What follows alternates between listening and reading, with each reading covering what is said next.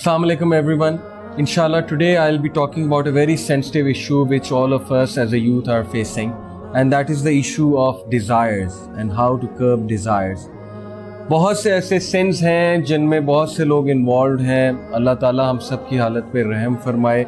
अल्लाह ताला को वो सीक्रेट सिंस पता है. अल्लाह ताला उन पे ऐब भी डाले रखे, पर्दा भी डाले रखे. लेकिन इट इज़ ट्रू कि बहुत से लोग उन चीज़ों में इन्वॉल्व हो चुके हैं और they are not able to find a way out, जिसकी वजह से उनकी एनर्जी भी डाउन है और उनका मोराल भी डाउन है, मोटिवेशन भी डाउन है, क्योंकि ऑब्वियसली सेंस जो हैं वो सोल को वीक बनाते हैं, स्ट्रॉन्ग नहीं बनाते. पहली बात देखिए, पहली चीज़ तो ये है कि I truly understand that sometimes it becomes really hard to resist all this stuff, especially provided कि whatever we are seeing around us is full of all the opportunities to delve deep into these things, such as billboards, TV series, movies, internet पे one click पे सब कुछ है. So I totally understand that at times it becomes really hard to resist.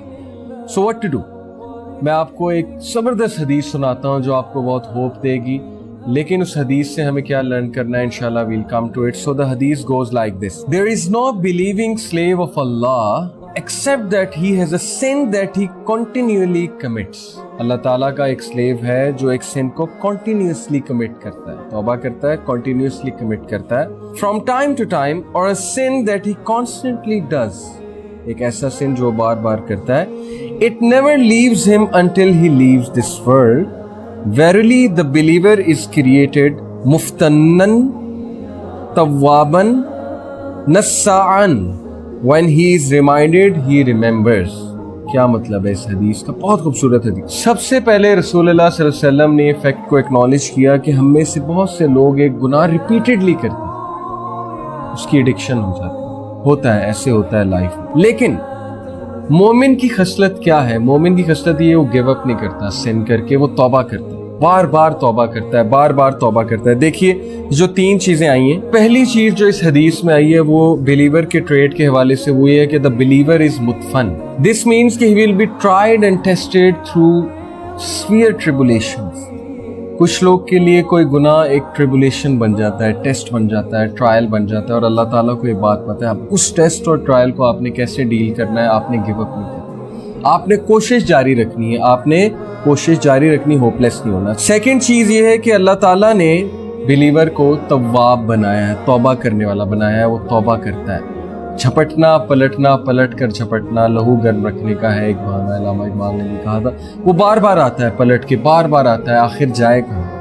उससे गुनाह होता है, वो अल्लाह ताला के आगे सजदा रेज होता है. लेकिन आपने ये करना है, आपने कभी भी गुनाह से इतना मायूस नहीं होना कि आप अल्लाह ताला से बात ही ना करें, आप अल्लाह ताला से दूर हो जाए और आप ये समझने लगे कि अल्लाह सुब्हानहू व तआला मुझसे नफरत करते हैं. ये भी नहीं करना, क्योंकि शैतान का बहुत बड़ा हथियार है feeling of being forsaken from almighty Allah. Believe you me, this is one of the poisonous arrows of Satan.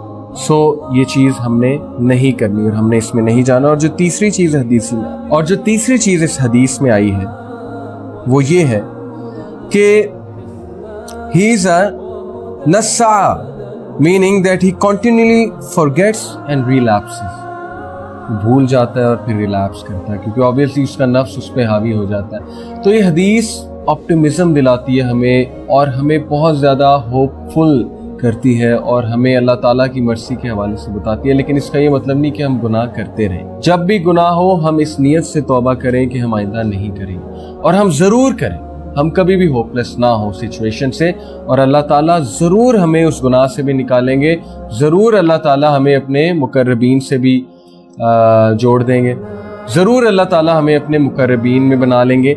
और एक दुआ मैं आपको बताता हूँ जिस दुआ ने पर्सनली मेरी बहुत हेल्प की है. आप अल्लाह ताला से दुआ बहुत ज़्यादा कीजिए. वो दुआ ये है कि अल्लाहुम्मा हब्बिब इलैनल ईमान व ज़य्यिनहु फ़ी क़ुलूबिना व कर्रि इलैनल कुफ़्र वल फ़ुसूक़ वल इस्यान वजअलना मिनर राशिदीन. ये दुआ कुरान मजीद से डिराइव्ड है. बहुत ज़बरदस्त दुआ है, बहुत पावरफुल दुआ है कि अल्लाह ताला नेकी करने की मुझे तौफ़ीक़ अता फ़रमाए.